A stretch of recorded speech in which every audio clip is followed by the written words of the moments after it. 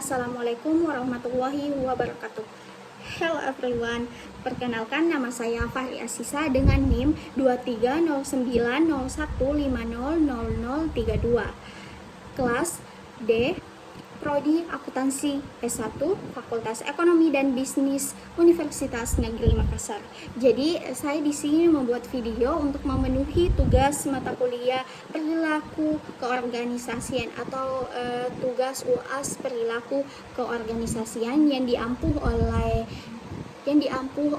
dosen pengampu yang bernama Bapak Warka Syabriani SEMSI AKCA dan Bapak Lukman Dahlan SEMAK. Jadi di sini saya akan membahas kasus mengenai membangun kinerja optimal di PT Dinamika Nusantara. Baik, langsung saja dengan pertanyaan yang pertama, yaitu mengidentifikasi masalah utama dalam organisasi berdasarkan kasus kasus pada membangun kinerja optimal di PT Dinamika Nusantara dengan menggunakan konsep perilaku organisasi. Jadi jawaban saya yaitu yang pertama ada temporer tinggi, yang dimana itu peningkatan turnover sebesar 20% menunjukkan ketidakpuasan yang mengakar, terutama terkait beban kerja, kurangnya penghargaan, dan hubungan interpersonal.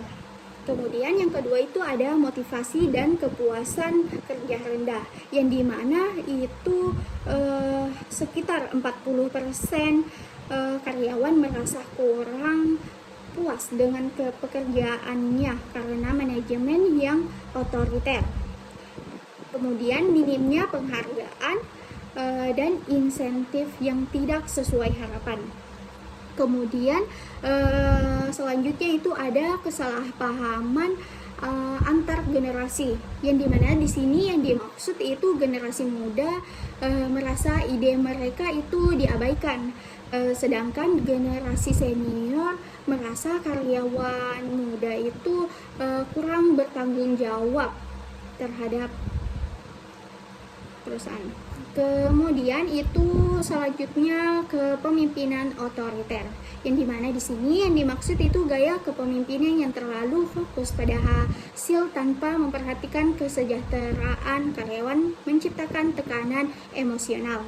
Kemudian ada yang dinamakan dengan konflik internal dan antar departemen, yang dimana di sini yang dimaksud itu kurangnya koordinasi tim. Jadi konflik terkait sumber daya dan ketiadaan sistem penyelesaian konflik itu memperburuk efisiensi pada proyek. Kemudian itu ada minim dukungan pengembangan karir, yang dimana di situ tidak adanya pengembangan keterampilan yang berstruktur membuat karyawan merasa stagnan. Kemudian yang terakhir itu komunikasi yang tidak efektif, yang dimana yang dimaksud di sini itu pesan dari manajemen sering tidak jelas dan terlambat, menyebabkan kebingungan dalam menjalankan tugas. Kemudian pada soal nomor 2 itu menjelaskan hubungan antara berbagai konsep perilaku organisasi, misalnya komunikasi, kerja tim, dan motivasi yang mengaruhi kinerja perusahaan. Jadi jawaban saya yaitu hubungan antara, yang pertama itu ada hubungan antar konsep perilaku organisasi. Jadi di sini juga terbagi menjadi 4 bagian. Yang pertama itu ada komunikasi dan motivasi, yang dimana di sini yang dimaksud itu komunikasi yang buruk menurunkan motivasi, juga menyebabkan karyawan merasa tidak dihargai dan kurang dilibatkan dalam proses pengambilan keputusan. Kemudian yang kedua itu ada kepemimpinan dan kepuasan kerja.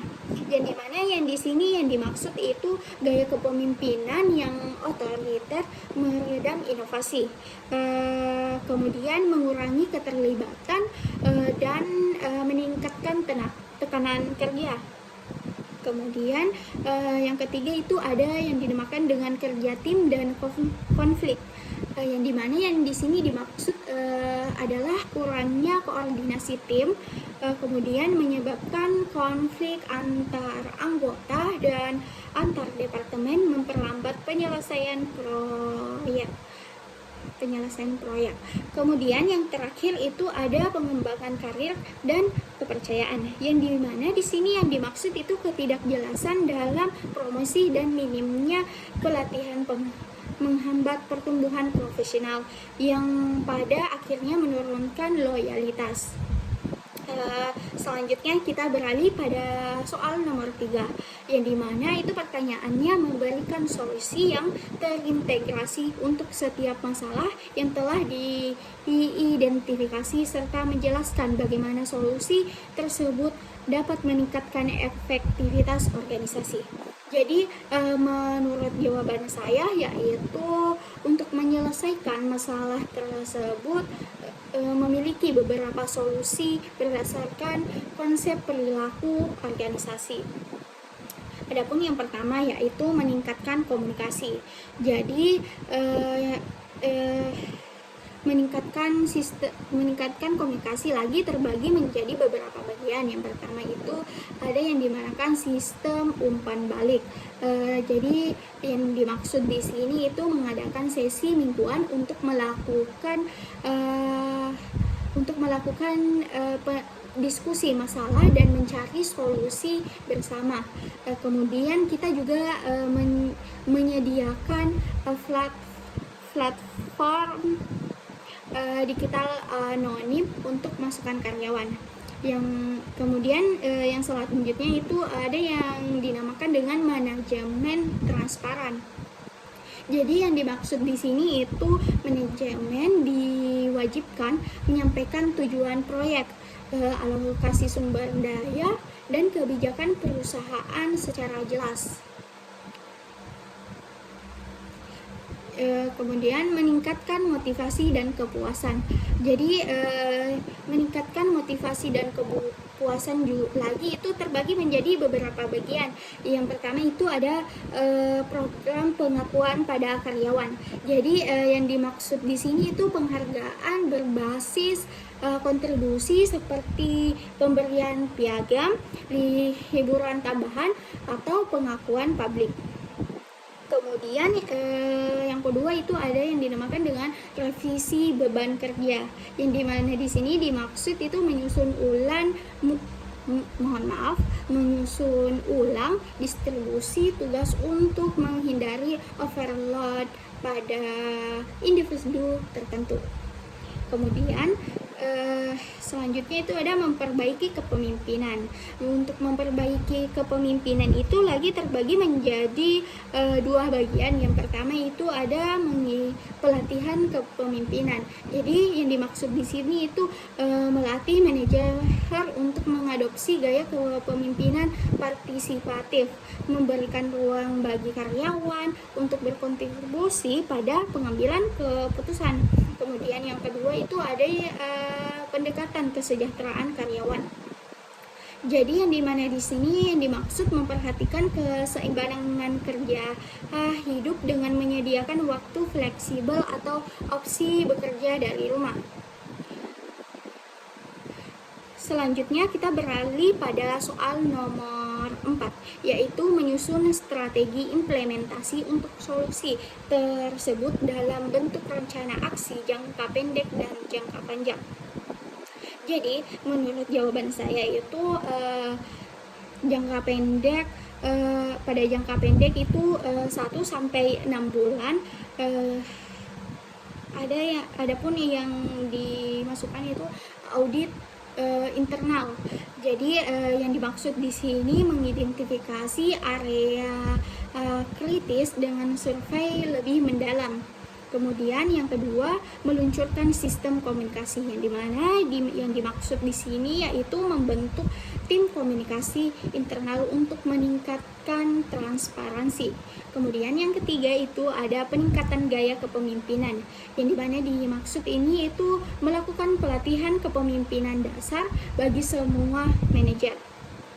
Kemudian untuk jangka menengah itu sampai 6-12 bulan itu terbagi lagi menjadi dua, yaitu pelatihan kerja tim. Dan dimana yang di sini yang dimaksud itu melakukan workshop lintas generasi untuk meningkatkan kolaborasi.